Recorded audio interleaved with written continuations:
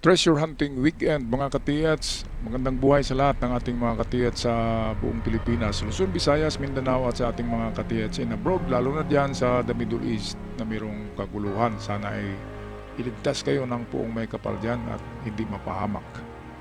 Okay, so ito na yung pinuntahan namin 2018 na bundok. Ito ay fulcrum eh. Ito yung gitna at kapag ilagay mo dyan ang kompas, sundan mo yung apat na direksyon, meron kang makikitang mga bato na may marka. Sabihin natin tulad dito sa norte ay merong bato diyan na may tatlong guhit at merong X. At papunta naman ng east ay nandun yung bato na may 7KD na may letter C.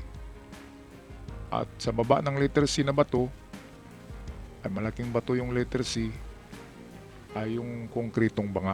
Kaya ito yung ating guide kung paano, iba-iba pala ang estilo ng 7KD sa pagbaon. Yung unang vlog natin ay itinuro ng 7KD na nasa 5 meters ang layo, 5 to 6 meters. Dito naman ay hindi umabot ng 5. Galing sa 7KD ay nasa 4 lang yata yun na metros o 3. Ay mayroong bato na may marka sa ibabaw na letter C. So atin tingnan dito, saan ba yun? Okay, so ito manipis kasi ito, so pwedeng natural lang yan, hindi yan gawa ng tao. So unahan tayo.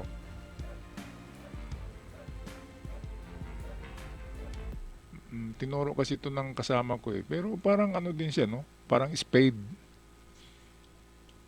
Pero hindi maganda ang pagkaukit. Kaya dito tayo sa unahan. Ito yung norte. At sa norte, merong century-old tree. Patay na, oh. Patay na. At malakas din ang detection dyan. Dinetect namin yan. Malakas. At dito, bandang kanan kunti, galing sa kahoy na to, bandang kanan, ay ito na yun. Nasa ano lang distansya niyan, 7 metros galing sa kahoy. So ayan, 3 guhit. Itsi ni si san go Goku, di ba? Go Ju Aiten. So yan. Hindi naman pwedeng creek yan kasi ang creek medyo mahaba siya na pagkaguhit. So yun ay ano yun, numero talaga yun na 3, ibig sabihin. So dito sa unahan, mga 3 meters lang to galing doon sa 3 guhit na may X. Ay merong 7KD na nakita namin dito eh. Manipis ang pagkaukit pero matitigas kasi ang bato dyan. Manipis ang pagkaukit na 7KD. At sa tabi ng 7KD merong smiley. Inukit na ka-smile na bato. And then 3 to 4 meters galing sa smiley ay yung malaking bato na may letter C sa ibabaw. And then sa baba noon, ayun na yung konkretong banga. Kaya akin to pinalabas muli kasi 5 years ago na video na to, magsi 6 years. Ito na yung 7KD oh.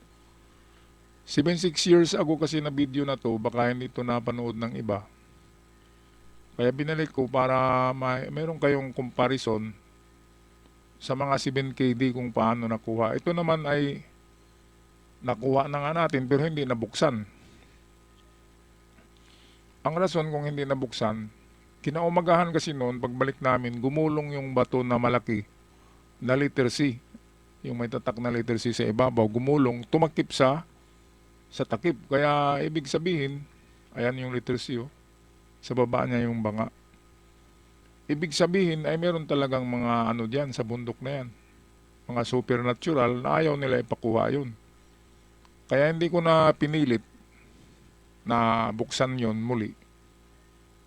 Pinabayaan ko na lang kasi baka sign na yan, signals na ayaw talaga nila ipakuha.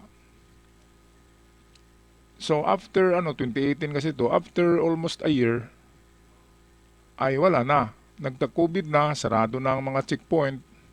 Hindi na kami makalabas ng syudad, nakakurdo na. Kaya hindi na talaga nabalikan namin to hanggang imagination na lang kung ano ang laman yan. So ayan, literal na treasure under, walang 1 metros, mga 3 dangkal lang eh. Mga 3 feet lang eh. So 1 metros pala, 3 feet eh. Ay nariyan oh, dinaganan lang ng malaking bato oh. Sinuksok lang siya sa malaking bato na may letter C sa ibabaw. So diyan hindi nyo makikita na banga yan, pero mamaya kapag nalinis yan, ha, simento yan oh, ayan. Ayan, nalinis na yan. Oh, para siyang merong nakasulat na alibata, no? Ayun, no? Ayun, no? Parang may nakasulat siya eh. Parang alibata ang pagkasulat. Ayun, so ayan, no? Bangang-banga. Maraming nga nagsabi na nakakuha daw kami dito. Sabi ng mga kaibigan ko na balato daw. Balato. Wala nga eh. Natakpan yan eh. Tapos nagka-COVID pa, ayaw talaga ipakuha.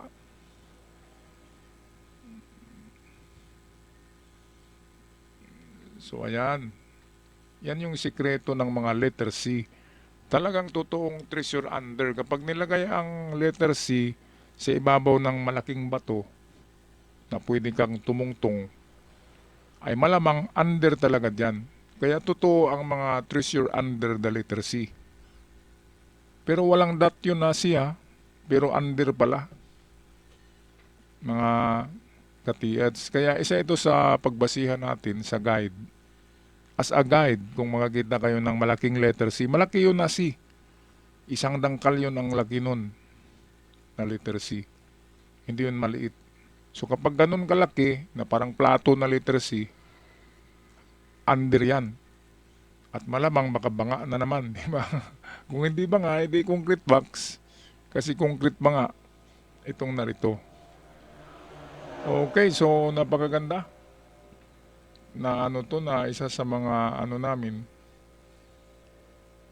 personal experiences na aming na talagang actually na inactual na hinahukay. At totoong mababaw lang talaga ang mga letter C, di ba sabi ko? Ang letter C ang pinakamadaling makuha, mababaw, ay totoo talaga siya. 1 meter lang eh.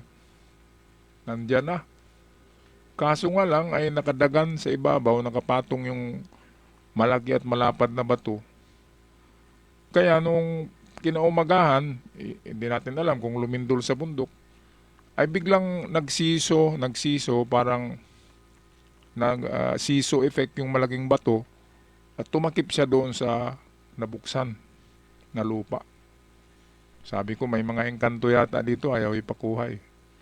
At kung pipilitin natin yan,